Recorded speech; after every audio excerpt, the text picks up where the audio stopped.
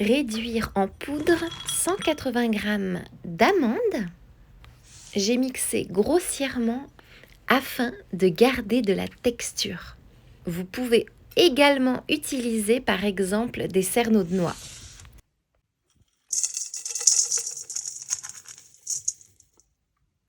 Ajoutez 100 g de thon bien grillé.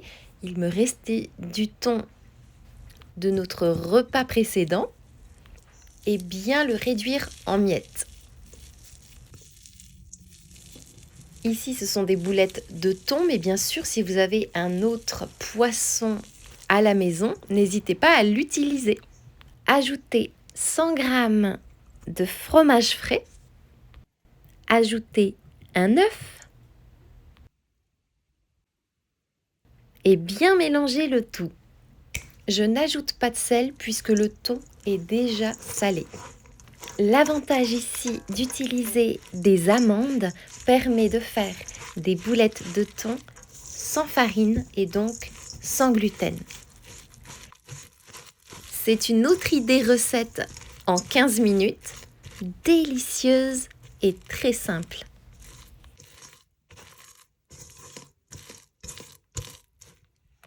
Alors je filme à main levée. Je vais donc utiliser la magie de la vidéo pour faire des petites boulettes. Cuire au air fryer à 200 degrés pendant 8 minutes. N'oubliez pas de retourner à mi-cuisson vos boulettes de poisson. Pour une cuisson au four, il faudra cuire pendant 15 minutes à 180 degrés.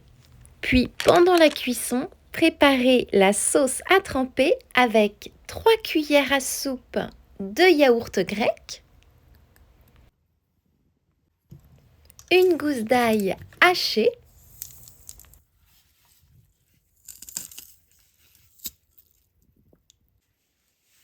le zeste d'un peu de citron,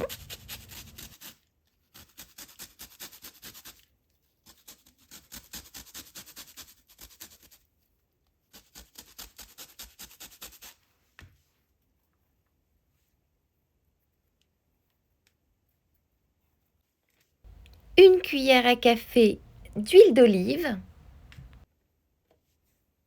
du sel,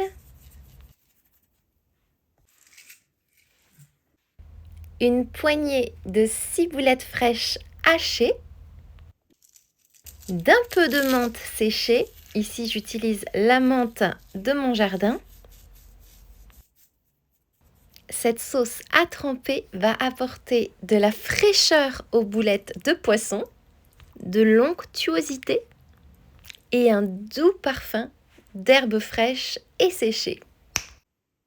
Et voilà, vos boulettes de thon sont cuites, elles sont prêtes à être dégustées. Cette recette rapide peut également servir pour un apéro dînatoire par exemple, ou bien pour un petit encas salé. J'ai filmé cette recette il y a quelques jours, mais si par exemple vous faites carême, vous pouvez remplacer l'œuf par 90 g de compote de poire, ce sera un délice.